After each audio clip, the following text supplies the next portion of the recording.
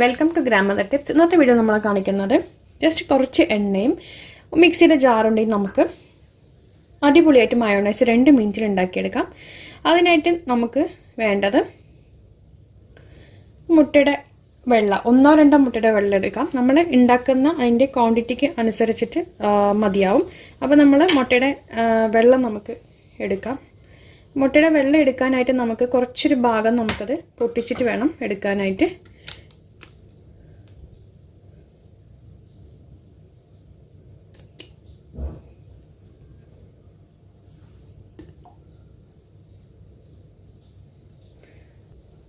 അപ്പോൾ ഒരു മുട്ടയുടെ വെള്ള എടുത്തിട്ടുണ്ട്. അത്യാവശ്യം വലിയ മുട്ട ആയതുകൊണ്ടാണ് അതിൻ്റെ വെള്ളം എത്രയുള്ളത്.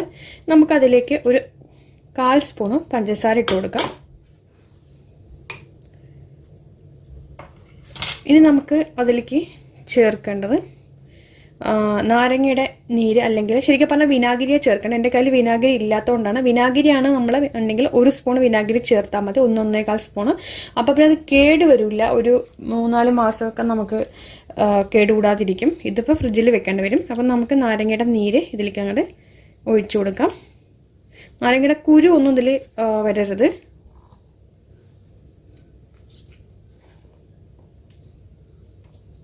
അപ്പോൾ അത് നമ്മൾ ഇട്ട് കൊടുത്തിട്ടുണ്ട്.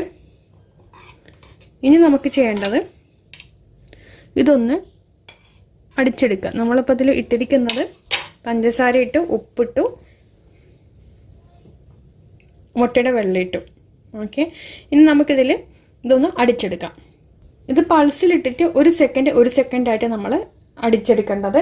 നമ്മൾ മറ്റേ മോഡിലിട്ടിട്ട് പൾസ് മോഡിലിട്ടിട്ട് 1 സെക്കൻഡിൽ വേണം നമുക്കത് ചെയ്തെടുക്കാനായിട്ട്. അപ്പോൾ ഇത് പൾസ് മോഡിൽ ഇട്ടിട്ട് ഇതേ ഇങ്ങനെ പാലിൻ്റെ ഒരു ഇത് വന്നിട്ടുണ്ട്. അപ്പം ഞാനിപ്പോൾ ഇത് വെളുത്തുള്ളി ഇടുന്നുണ്ട്. ഓക്കെ, വെളുത്തുള്ളി ഒരു 2 വെളുത്തുള്ളി അല്ലിയുടെ അല്ലി നമുക്ക് പൊടിച്ചിട്ട് ഇട്ട് കൊടുക്കാം, മുറിച്ചിട്ട് കൊടുക്കാം.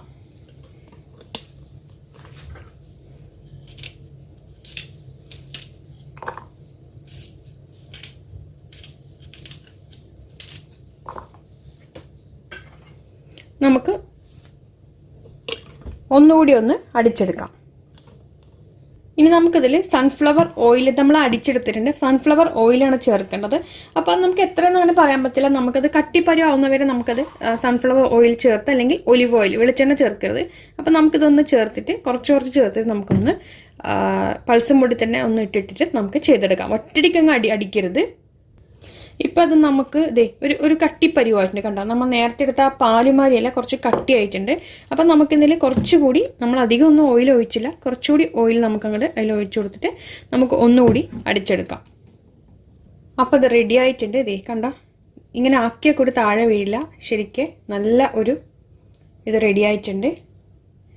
അപ്പോൾ ഇത് നമ്മൾ ആദ്യം അടിക്കുമ്പോൾ കുറച്ച് പാലുമാരി ഉണ്ടാവും, പിന്നെ അതിന് ശേഷം കുറച്ച് ചെറുതായി തൈരുമാരി ഉണ്ടാവും, പിന്നെ അതിന് ശേഷം കുറച്ചുകൂടി ഒരു ക്രീം ലുക്കായിരിക്കും. പിന്നെയും നമ്മൾ 3-4 തവണയായിട്ട് നമ്മൾ സൺഫ്ലവർ ഓയിൽ ഒഴിച്ച് കൊടുക്കുമ്പോൾ മാത്രമേ ഒരു ക്രീം ലുക്ക് വരുമ്പോഴും നമ്മൾ കുറച്ചുകൂടി സൺഫ്ലവർ ഓയിൽ ഒഴിച്ചിട്ട് വീണ്ടും നമ്മൾ അടിക്കുമ്പോഴേക്കും ശരിക്കും നല്ല ടൈറ്റിൽ നമ്മുടെ വിപ്പിംഗ് ക്രീമിൻ്റെ ലെവൽ അങ്ങോട്ട് വരും. അപ്പോൾ അതേ കണ്ടോ, ഇനിയിപ്പോൾ താഴെയും കൂടി വീഴില്ലത്. അപ്പോൾ നമുക്കിത് ബൗളിലേക്ക് മാറ്റാം. നമ്മളതിൽ വിനാഗിരി ആണ് ചേർത്തിരുന്നെങ്കിലും നമുക്കത് ഫ്രിഡ്ജിലൊന്നും വെക്കേണ്ട ആവശ്യമില്ല, നമുക്കത് ചീത്തയാവില്ല. ഇതിപ്പോൾ നാരങ്ങയാണ് ചേർത്തിരിക്കുന്നത്, അതുകൊണ്ട് നമുക്ക് പുറത്തിരുന്ന് കഴിഞ്ഞാൽ ഒരു ദിവസമൊക്കെ കഴിയുമ്പോൾ ചീത്തയാവാനുള്ള ചാൻസ് ഉണ്ട്. അപ്പോൾ ഫ്രിഡ്ജിൽ വയ്ക്കാം കേട്ടോ. വിനാഗിരി ആണെങ്കിൽ നമുക്ക് ഫ്രിഡ്ജിൽ വെച്ച് കഴിഞ്ഞാൽ മാസങ്ങളോളം നിന്നോളം ചീത്തയാവില്ല. അതേപോലെ തന്നെ പുറത്താണെങ്കിലും ചീത്തയാവില്ല. നമ്മൾ അച്ചാറിലൊക്കെ വിനാഗിരി ഇട്ട് അച്ചാർ ചീത്തയാവും ഇല്ലല്ലോ, അതേപോലെ തന്നെയാണ്. നല്ല കട്ടിയായിട്ടുള്ള സംഭവം. അപ്പം നമ്മുടെ മയോണൈസ് റെഡി ആയിട്ടുണ്ട്.